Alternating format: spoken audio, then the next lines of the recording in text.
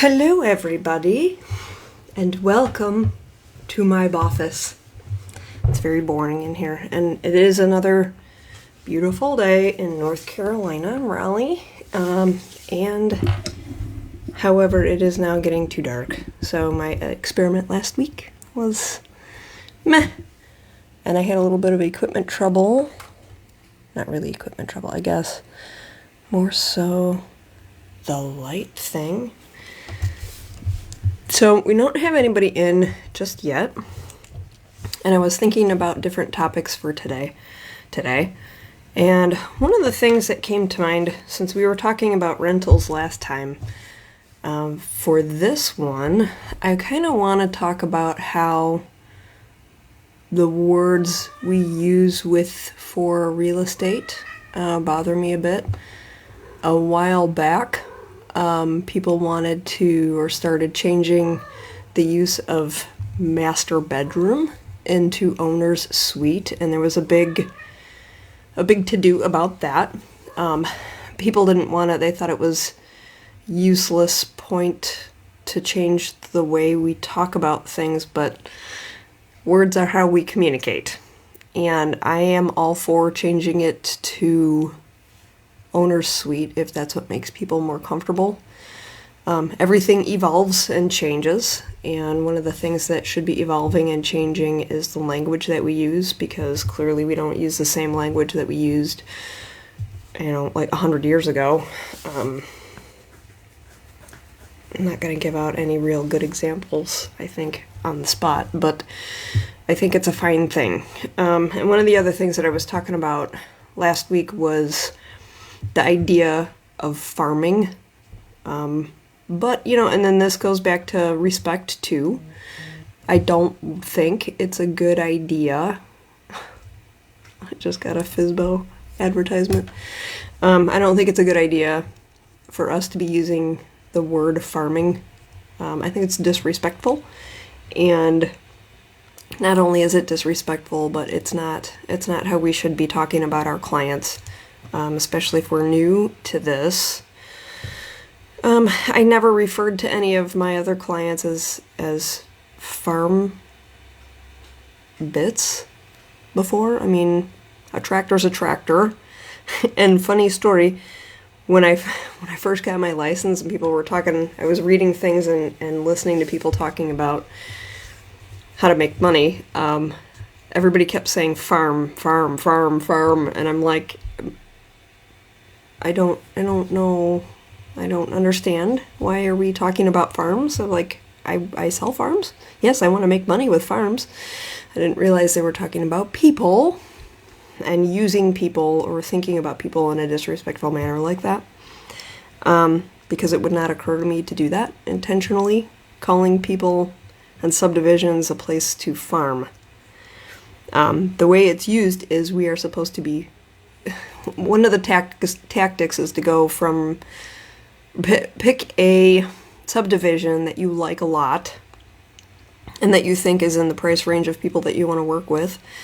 And maybe we could talk about that a little bit too, different price range type people.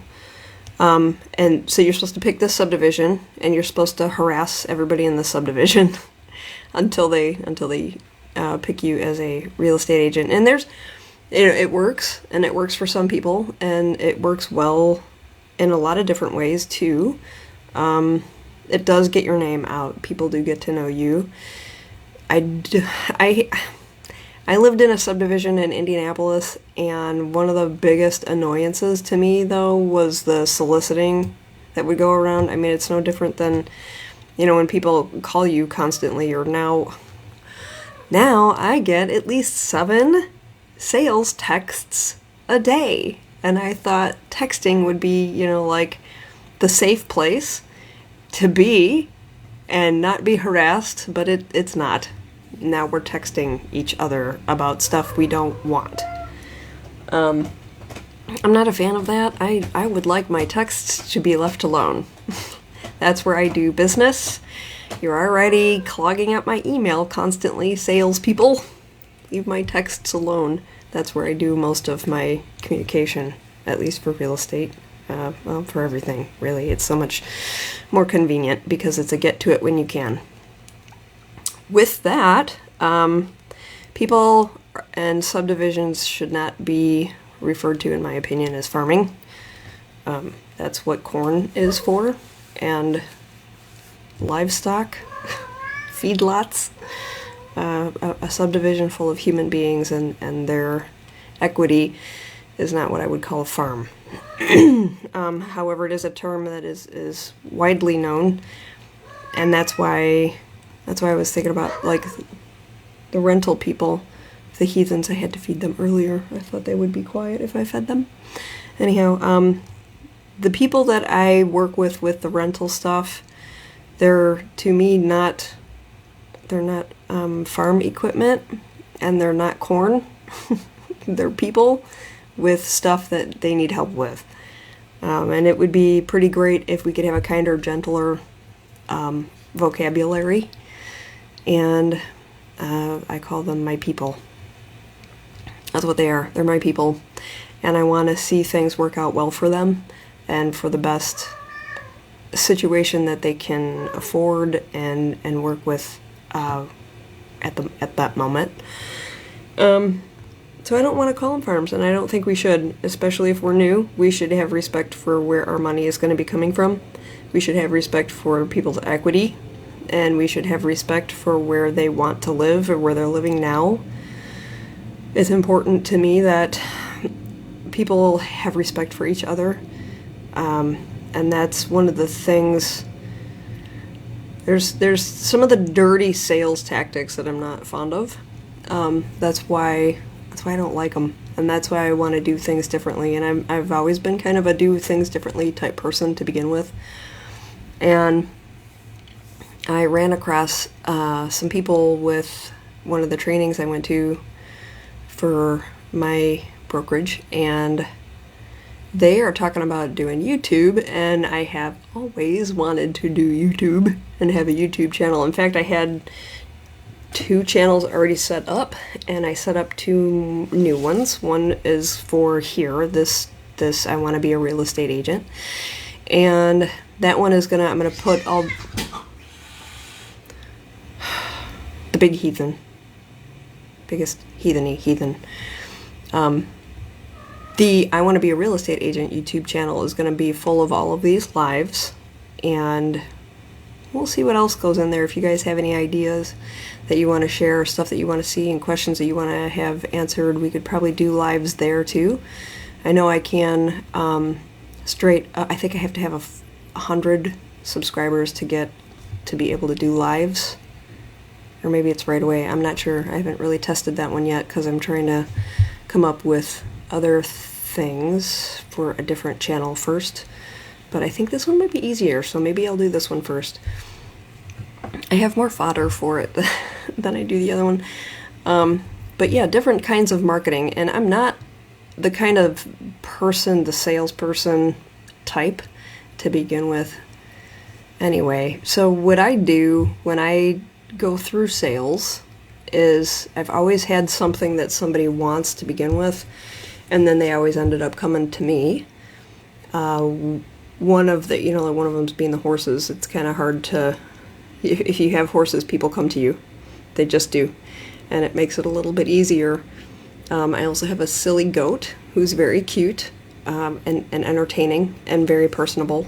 He loves car rides. He loves to go to Starbucks and get the pup cups. And that's usually a really fun trip. They get the goat in the car, and the baristas kind of freak out. And sometimes he'll do his little goat noise into the microphone because he gets very excited when we get there because he knows when he gets a treat. So the different things that you can use to help you get going is to have a group of people who are creative and entertaining, and that you can work with and come up with different ideas. If you're not the kind of person that likes to cold call or anti-farm a subdivision, a not farm a subdivision for clients, I think it's rude, and I don't want to be treated that way, and I surely wouldn't treat my clients that way either.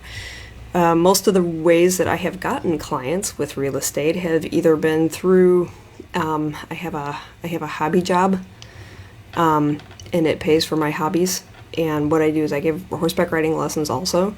So I've gotten a lot of people through there. They already trust me. They already like me. And then they, they'll come up occasionally and be like, hey, I have family that wants to move. Or we're thinking about selling our house and moving to someplace different.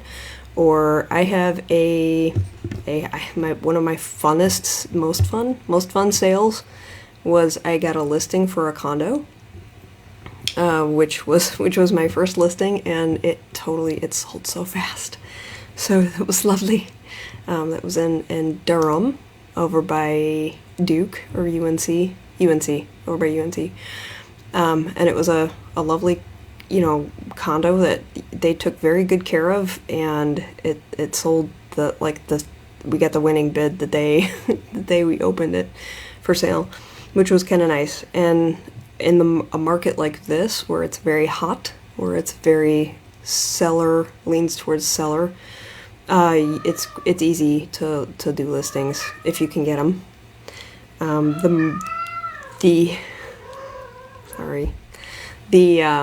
There's not a whole lot of inventory or houses that are available to sell right now. A lot of people they don't want to sell because they don't want to become a buyer, because they've been toying with the idea of selling anyway, and they have been watching what has been happening to their friends and family and acquaintances with trying to buy a house. It can be a little bit tricky with that, but I like buyers. I like people. That's my biggest thing. I like people. And I find the individual very interesting, or the individual families interesting. So when you're starting off, do what makes you most comfortable. And for me, it was people coming to me rather than me going out and cold calling and all of that other stuff that I consider to be nonsense and rude. And there's a lot of other people out there, sales type people, or this isn't really even sales. That's one of the things that I have found most. It's marketing and being cool to people, everybody. And then another thing too, the different brokerages that are out there have a different kind of feel to them. From what I understand, I've only been with EXP, so I can't tell you what the others are like, but I have friends who, like longtime family friends, who've been in real estate and done, our agents. And it seems to me that there is a bit of a cutthroatness to some of them, but this was also back, like some of them I've known my entire life, and this was back in like the 80s and the 90s also, and things seem to be more cutthroat then, which is part of the reason why I didn't want to do real estate or sales in general, because it just seemed slimy. Like the general public feels like we are a step or two above the used car salesman, mostly because the old way of doing real estate was to harass people and like with cold calling, but it's not all like that. It wasn't all like that. There was getting newspaper ads and magazine ads, and there were always, you can still find them today, those free newspaper or booklets that you can pick up outside of a lot of restaurants and corner stores and stuff like that, that'll have houses listed in them. But the funny thing is, with all of this tech stuff and social media, it's making it a lot easier to go out and do things that are not the norm. So the norm would be mailers and door hangers and other things that people just throw in the garbage. And through the horse stuff, a lot of my friends are actually millennials. A good chunk of my friends are younger than me. And my kid clearly is younger than me, so I watch what they do and what their lives are. I'm hoping that my computer is not being too loud. what they do is they're on TikTok, they're on YouTube, they're always have their phone on them. So then you watch what is going on around you, and you watch what other agents and agencies are doing, and observe. And one of the biggest things that you can do for yourself is just observe what everybody else is doing in the beginning. See what's comfortable for you, because you're not going to do well if you're not comfortable doing a thing. I'm not comfortable going door to door. I'm not comfortable calling somebody, unless I have a reason to. I'm not going to just call them and try and talk them into selling their house. It works for some people, but I don't want to spend 3 hours on the phone. And with my hobby job, I can spend 5 to 8 hours a day talking, almost nonstop, when I'm coaching people. And it's another 2 or 3 hours a day just talking. It is not in me to be that person. So anyone who's into cold calling, do it. Go. I'm not going to compete with you. I don't want to. That's not my thing. So my kid, this is a funny story. When I had my stable, my brother's an IT guy, and he kind of set me up with a starter website and had it all kind of ready to go, and then all I had to do was fill it in with stuff. And I used to be a pretty good writer, and I filled out the website. I had him help me put the pictures up in it and where they belonged, and put in a bunch of widgets here and there. It was a WordPress, and it was pretty good. I really enjoyed that process and learning how to do the website and setting everything up in there, and then coming up with all of the content for it and all the different things to write and put in there. And I might have to move the computer. It's getting louder. I need to have it on for different things to plug in. Maybe I'll just turn it. So with that, I had a really good time doing that. And my kid, she was 6, and she told me that she thought I was famous because I had a website. And I thought that was totally adorable, and wrong, but adorable. And then the next thing I got really into, once I really started to be able to figure out how to work the website, was SEO. And I got super good at that. And the website, I ended up being able to get it from hidden somewhere in Google all the way down at the bottom to, I noticed by watching the analytics with it, got it moved up and moved up and moved up, and every change that I made and everything that I added to it, and the more I learned about how to do meta titles and meta tags, and there was another layer of SEO search category stuff to put in it too, the more I got to where I could arrange what was in the content with the meta stuff, the SEO things, the more I'm watching the analytics and the website creep up and up in my category and my location. So that was really fascinating, and it got addictive, like like when you're playing a video game and you're shooting for different goals on your video game. It got a lot like that, and it made it very easy and very enjoyable to go in and do. So I've been learning how to do the YouTube stuff, and thank God the SEO is not much different, because I do enjoy doing that quite a bit. And it's fun to watch the graphs move around and watch how you're getting a little bit more traction. And then the other thing, be super smart, is listen to millennials. And they're a good chunk of people, and they're smart and fun and funny. At least my friends are. I love them. And they'll tell you what is actually trending and what is going on. And then if you can tie some of the trendy stuff into with what you're doing with your creative abilities, you can do stuff like that too. So my experiment is I've got 2 experiments going with the YouTube. I'm just eternally fighting with computers. So, unfortunately, it's starting off a little bit slower than I want it to, and I'm impatient. So I've done all the back stuff on the websites, or the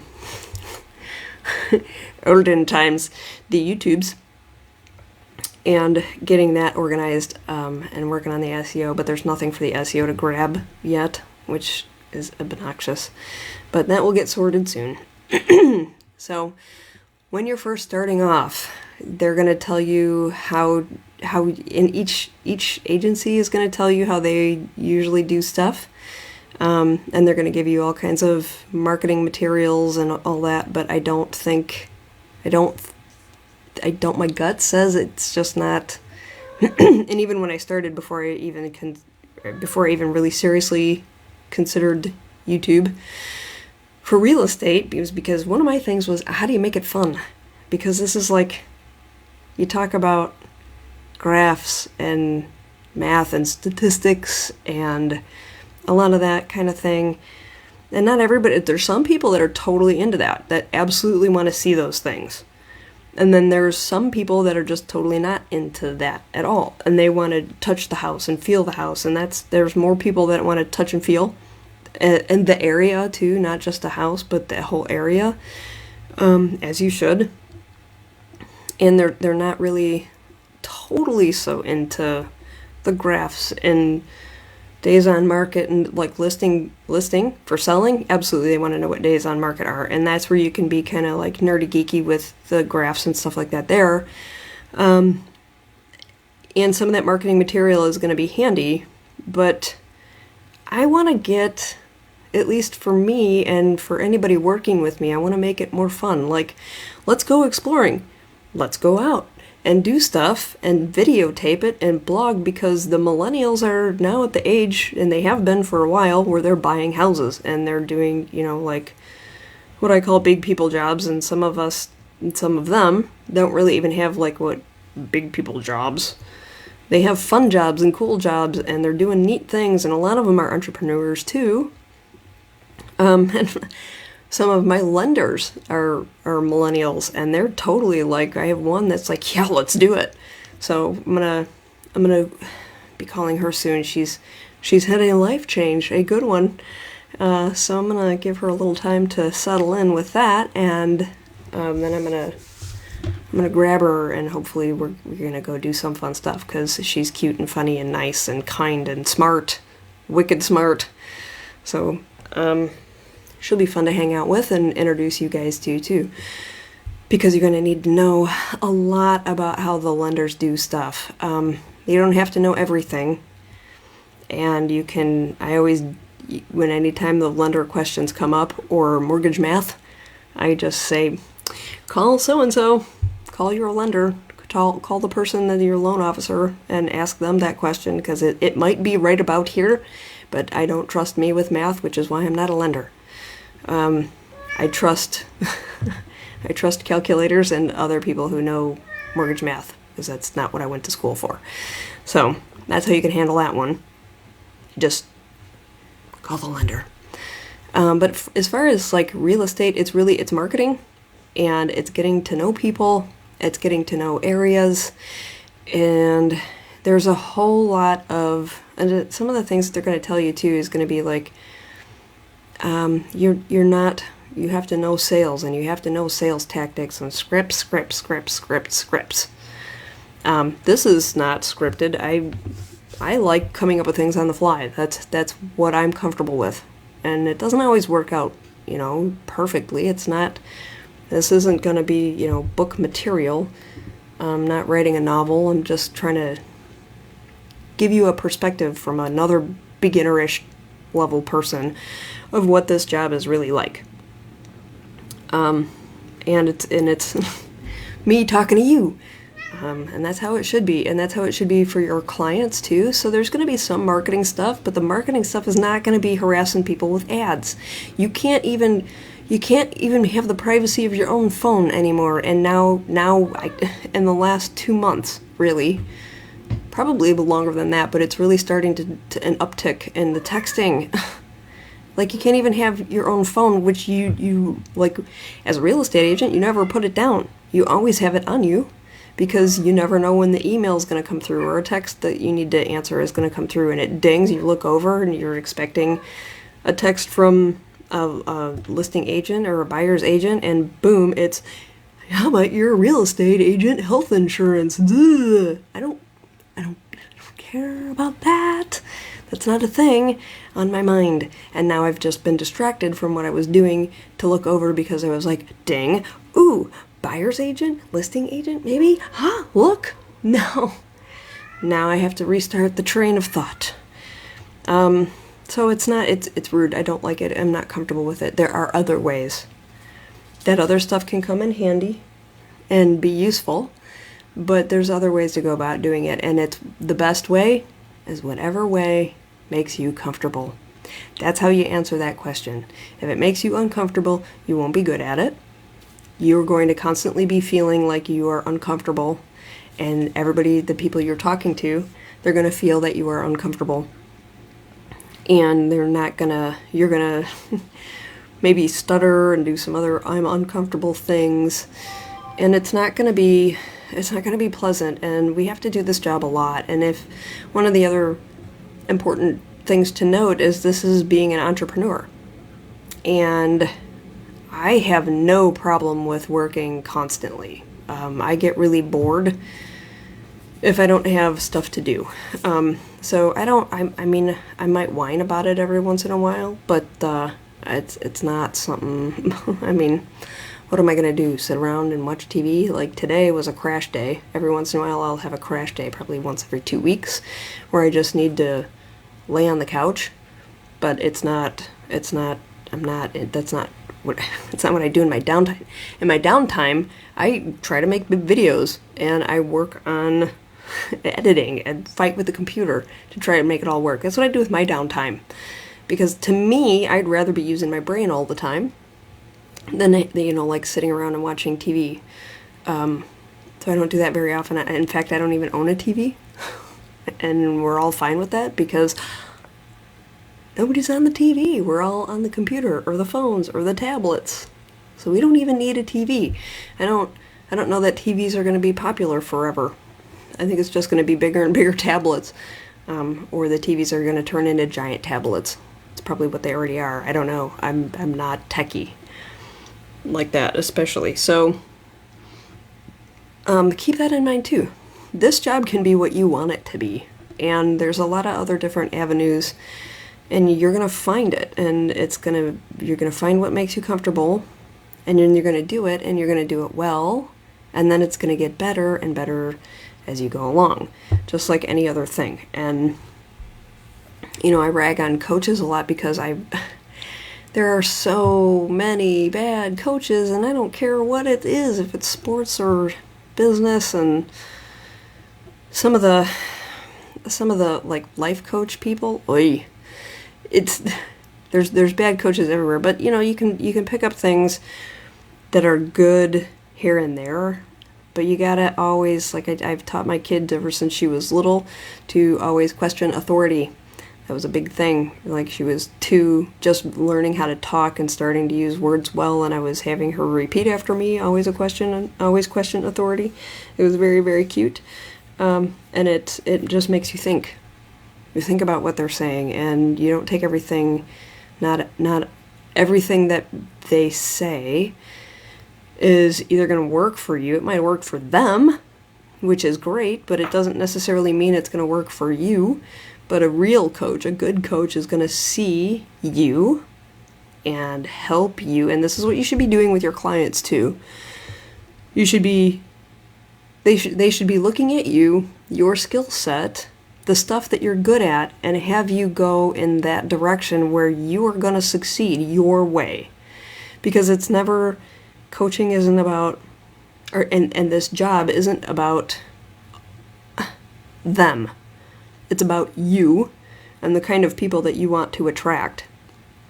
And when you're being open and honest, those are the people that are going to be attracted, like the people like you who want to work with you are going to come to you. And that was one of the things with, like my stable. I had the horses. Everybody, people want to touch horses. They want to come see them. They're pretty. They're big. They're exciting because they're huge, and people think they're scary.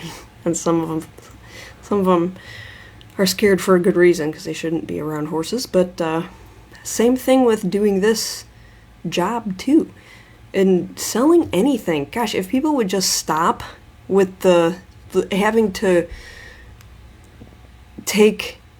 I had a coach guy make me take these psychological tests, and I'm like, this is not, it gives you a snapshot of the moment, but it's not the whole person. Somebody is not, and people are kind of into that lately, the IMFJT whatever thing. I've taken that test a lot. I was actually going to go in college for a while there. I was going to be going to psychology. So I've taken that test a bunch. And it can vary. It varies with what mood you're in and how you're changing as a person all the time. And some of these people take it as like gospel, and I'm listening to this coach, and I'm just like, this isn't people. You're not looking at people. You're treating people like you're farming them, and it's not. It's a moment. It's not somebody in their whole. So those kinds of things to me are a little ridiculous. And when you look at your clients, at least this is what I do. I look at my client as in the moment, because when you're working with people, this is after a little while to you, it becomes simple. Like, okay, I'm going to give you a heads up, buyer. This part is the fun part when we go to look through houses. And we mess around and we look at the different, way people decorate and whatnot. And that can be fun and funny. We went into a house, a client of mine and we went into this family. We went into a house, and somebody had, the backsplash tile, the thinner, longer ones with glass. Like, some of them will be glass and some of them will be actual tile. Somebody had taken mastic glue and glued sheets of that to the front of their dishwasher.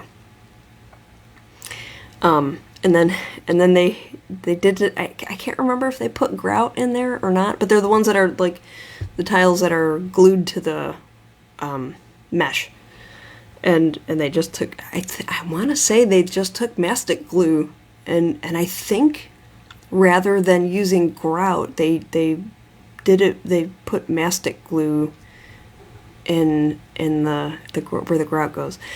And then like, one side of it was lined up really well with the edge of the door, and then the other side was like they just took pliers and broke the tiles off. It was different. And then like 2 days later, I saw a post in the real estate thing. Some of the real estate groups, one of them on Facebook, and somebody had put a picture up there, and I thought it was the exact same place, and I even went to that agent, to their page, to see where they were from. But I guess this is kind of a DIY trend. Maybe it's a TikTok hack or something. Something somebody saw on YouTube. I'm not sure. They were in Portland, Oregon, and it was the same tile.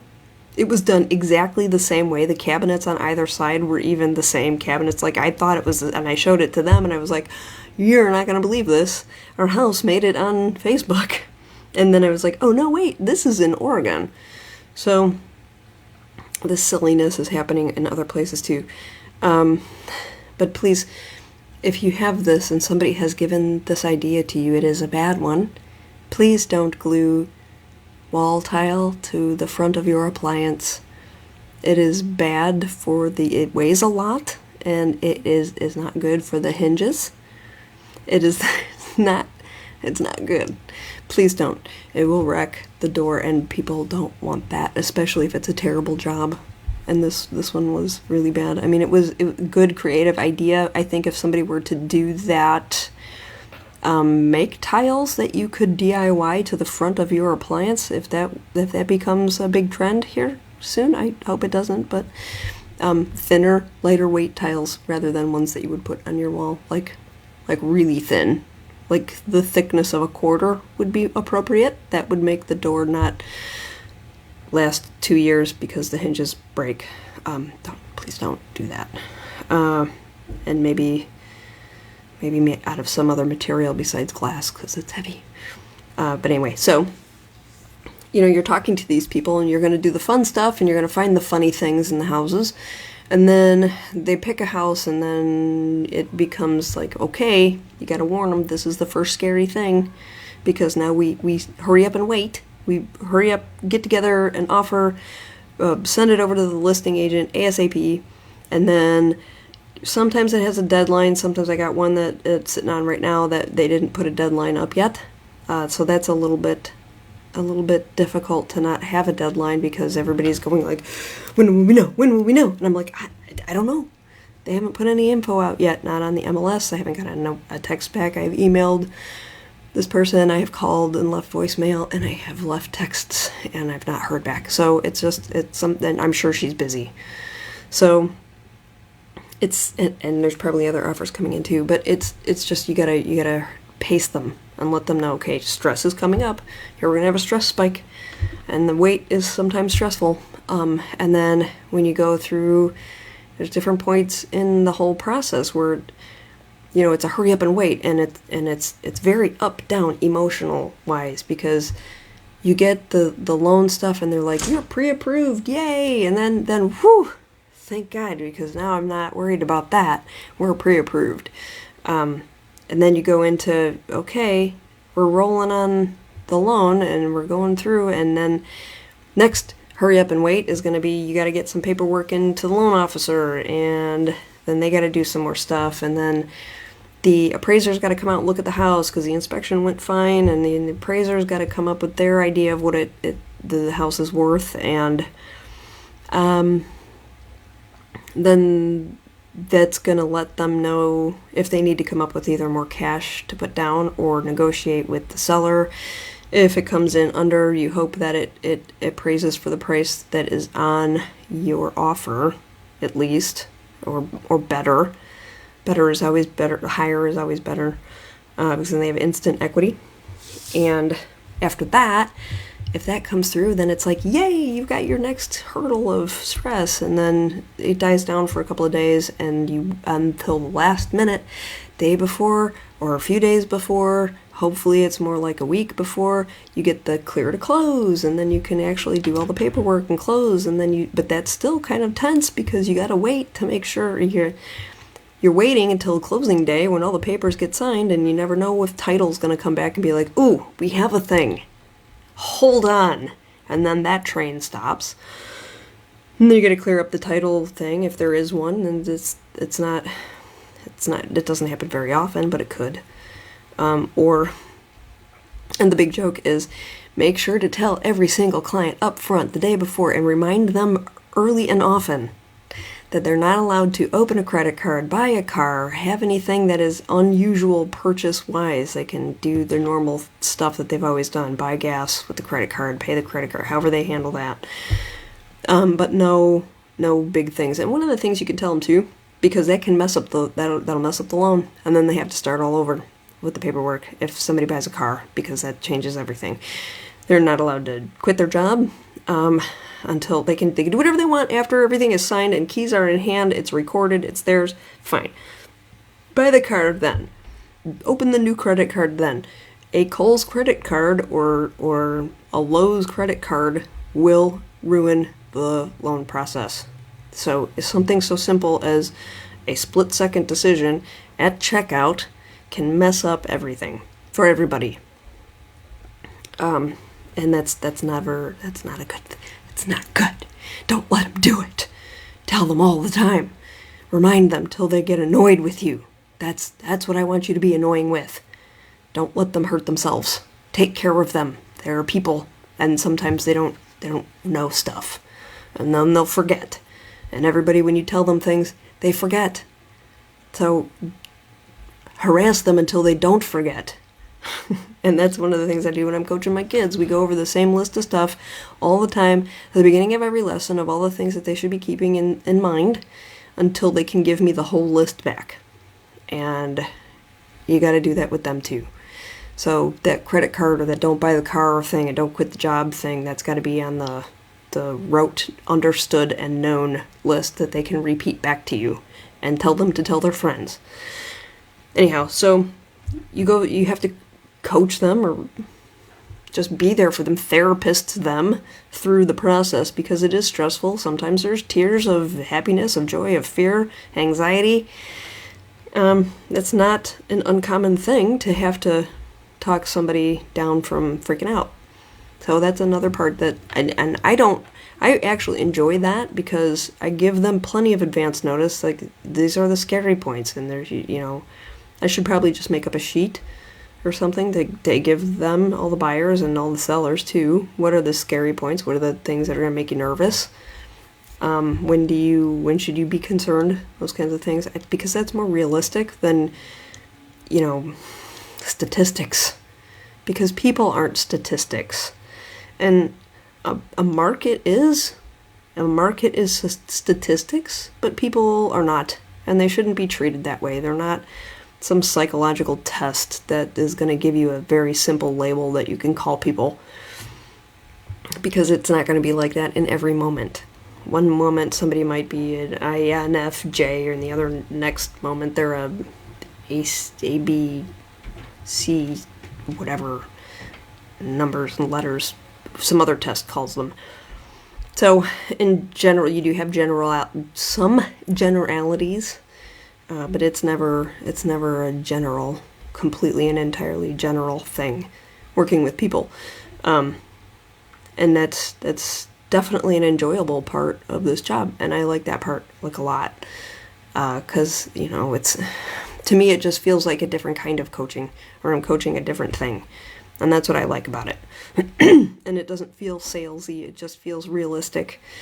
And if you're good to these human beings that you're helping go through one of the biggest purchases of their life, probably, the way you make them feel is going to be the way that they're going to remember you and want to, if they want, however it was that and some of it is, did you do a good job? Did you take, some of it's a little risky, and some of it's, a lot of it is opinion. The value of something is always an opinion. And it's usually the buyer's opinion of what it's actually worth. But there's some stuff that can be statistical, but the majority of it is you're dealing with another person, and that other person is going to have highs and lows, and other things are going to be happening in their life outside of the sale that's going to affect how they're going to manage themselves. And it's all okay. It's all good. It's not personal. And that's another thing too. It's not personal. What they're going through is not personal. Let them freak out on the phone. Let them cry and yell, and maybe have a pile of soccer balls that you can hand out. If you need to go rage soccer. I have found that to be a handy thing, rage soccer, and it feels good when you're done playing rage soccer. So those are the kinds of things to keep in mind too. And the way you treat here's an interesting thing too. It's not just the way you treat the clients that you currently have, it's the way you treat your future clients. And this is why I don't like calling it farming, and because we're not farming people. The more I think about it, the more I dislike that term. And it's, when you are working with the people, your clients, and you're asking them, you shouldn't even have to, you should handle them and have such a good relationship with them during this process, because sometimes it can be a longer process.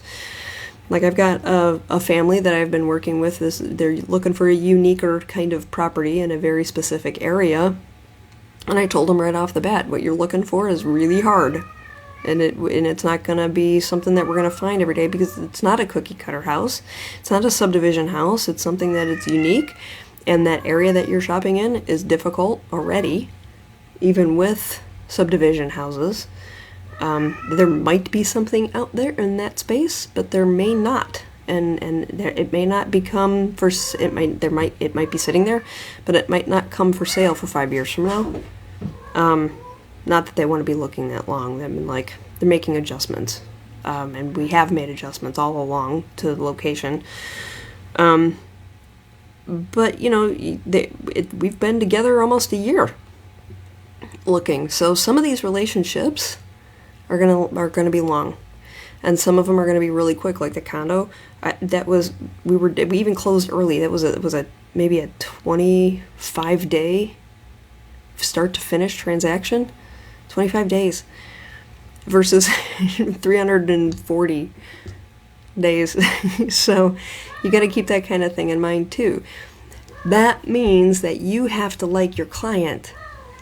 You have to get along with your client, and you have to treat them with kindness and respect, and not calling them things like farms.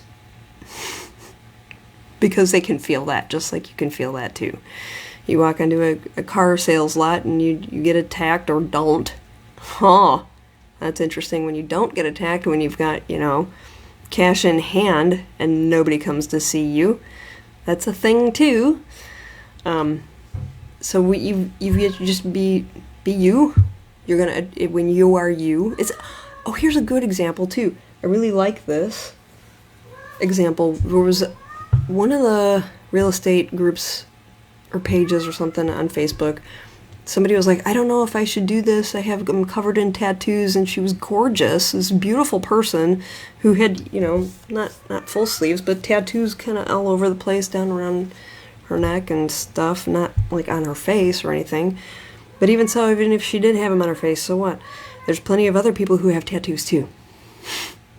And there's plenty of other people who have face tattoos. There's one comedian, he's actually really kind of funny. He's like the kind of a dorky, nerdy looking guy.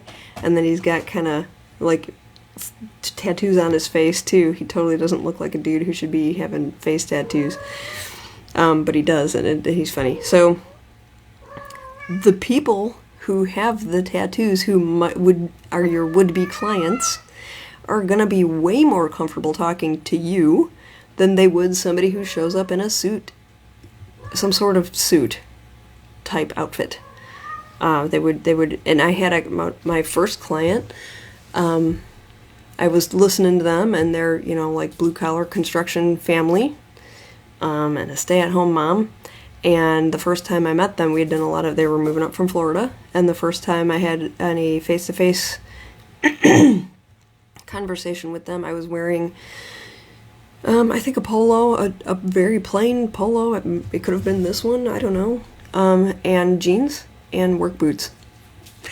And as soon as I get out of my car and they get out of their car and we were talking, a huge grin comes on his face, and he's like, I am so glad that you are not one of those stuffy real estate agents, because I saw your picture and I thought you might be, but I'm very good. I'm like, it was instant. We got along instantly. And then he and I shared construction stories. So you don't even have to wear heels all the time and all that stuff. I usually, a lot of times I show up in a hat, or you know, with some clients, I'll tell them, look, we can go look at that house, but I warn you, I'm going to come in horse clothes because it's going to be right after lessons. And they're like, that's cool, because they understand why I give lessons. It's my sanity job, and it's what I'm used to, and that's where I'm most comfortable too. Talking to people that I like and hanging around animals. So, and then there's other people too who have kids. You would be surprised, or maybe you wouldn't be, I don't know, I hope you're not surprised, that there are a lot of people that you work with who are families who have children, and they have days where they have to pretend it's bring your kid to work day too.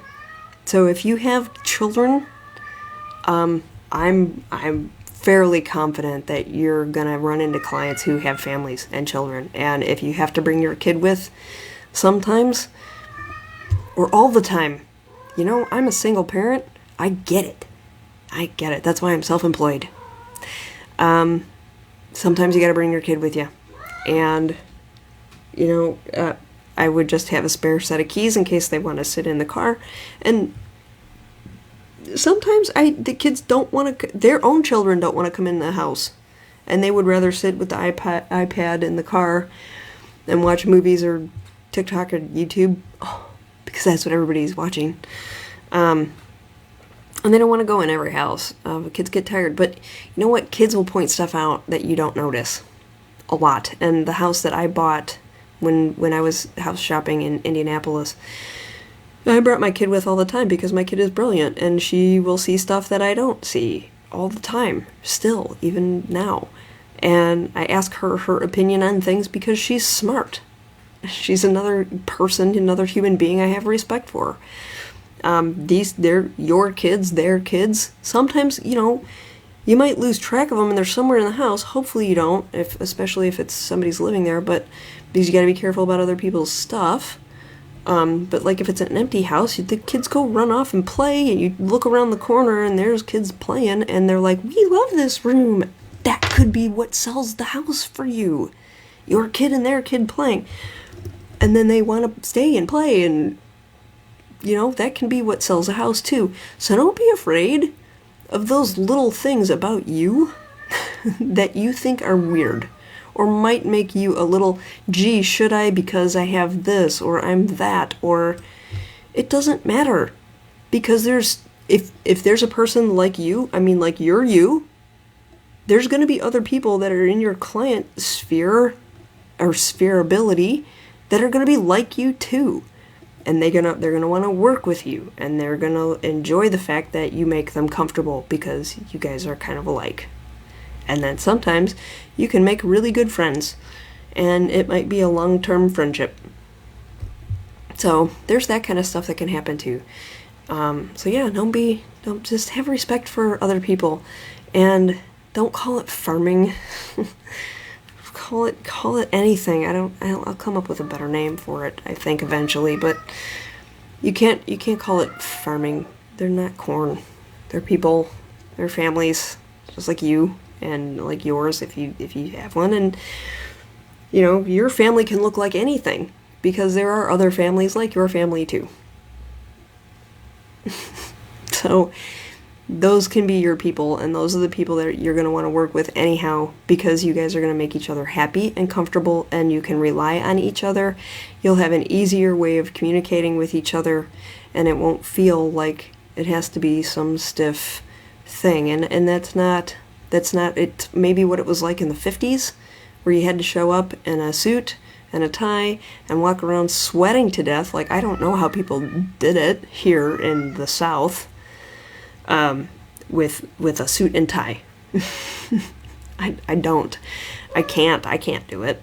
And it's gonna be, like for me, my hair's gonna be pulled back on a hot day, and it's gonna be, there's oftentimes a hat, because I can't always wear my contacts.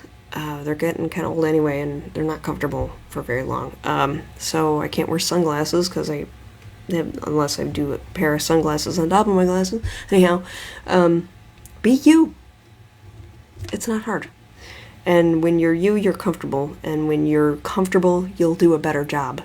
But that's the most important thing, too. If you're uncomfortable, you're going to forget stuff, and you're going to be so worried about or so into feeling your discomfort that you're not going to be able to perceive and use your higher empathy levels and work through empathy instead of, because you're going to be self-centered and worried about the thing that makes you uncomfortable. Like, did they see the tattoo? No, who cares? Show them. Start talking about tattoos. Share tattoo stories. Tell them where the best tattoo places at that you know of. Who's your favorite tattoo artist? How much do they cost? That's like the tattoo people are super into their tattoos. That's bonding, man. So use it. Some people are super into their kids. Bonding. Use it. Talk about your kids. And, I know a lot of people who have special needs kids. Share special needs kids stories. You know what else? There's another thing, too. If you have special needs kids, and this is kind of specifically going out to one person in particular, you're gonna like I'm gonna guarantee that some of the people, sorry, who are gonna come to you are gonna be other families with special needs kids, because you know what it's like. You know what kind of house you need to have, what different things in the house are gonna work and what aren't. You're also going to be more aware of any of the other things that they're gonna need. What other kind of what daycares can they use? Childcare, whatever. What schools are going to suit their special needs kids the best, because not every school is created equal when it comes to special needs people. And I know that firsthand too. I used to work in the special needs department of a high school. Some are better than others. And what might be the best school for some people is not going to be the best school for others. And when you have that little bit of an in, it's a very important thing. Because, you know, it might be a 3-star school, but, you know, they're all for their IEP kids. And they take special care of their IEP kids. So, you know, that's the kind of stuff that you're going to know. And that's the kind of stuff that people are going to want. And that's the kind of stuff that people are going to need. And they're going to appreciate it like you wouldn't believe. You with your tattoos, or you with the experience of life with special needs people. Those kinds of people are going to find you. So all of these things that may feel like they are not an advantage, or that you feel currently might be a disadvantage, and I got more. That's what's going to attract these people to you. And those are going to be the loyal clients that are going to be like, oh my God, Susie is so awesome. You really need to work with her because she's brilliant and she's great and she made us feel like we mattered and our house mattered. So those are the kinds of things. And then one last thought too. Let me see if I can get it back. I think it's gone. That's a shame because it was a good one. It had to do with doing the right thing, basically. I don't know. I'll remember as soon as I turn this off, but I can write it down and we can talk about it next time. So, being yourself is what is going to lead you to success in anything. It doesn't matter if it's real estate or if you decide you don't like real estate in general. You can go and do something else. But you gotta be you all the time. All the time. Maybe, I don't know, be you. Do the things that you feel comfortable in because that's where you're gonna do well. And that's how you're gonna do it well. And all of this stuff.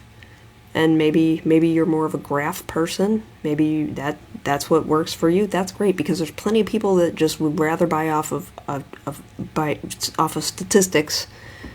Because investors, dude, if you're a statistics person, shoot for investors. I mean, like, we kind of all want investors because they kind of keep us properly busy.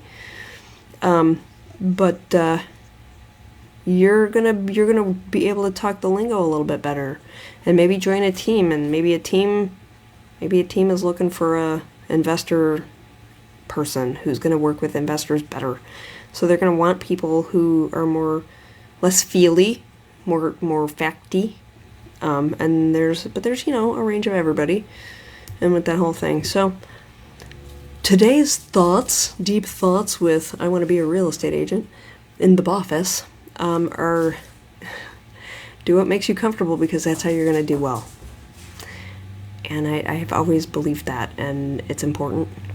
And people are going to want to work with a genuine person, and people can feel the difference if you're not being genuine.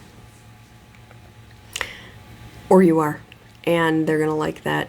They're probably going to prefer... I would say the majority of people are going to prefer a genuine person over that fake scripty talk. That's why I'm glad nobody's here for these first ones, because then I can, figure out how to wing it to my phone and just pretend I'm talking to people. Now, and the earlies, because nobody's gonna really watch the earlies. And then I can get those out of the way, and then when I have more of an audience, I'll just recycle some of the good ideas. Anyway, our time is up, our hour is done, and I'm gonna go do something else. Maybe play with the cats that won't quit talking. Anyway, so I will see you again.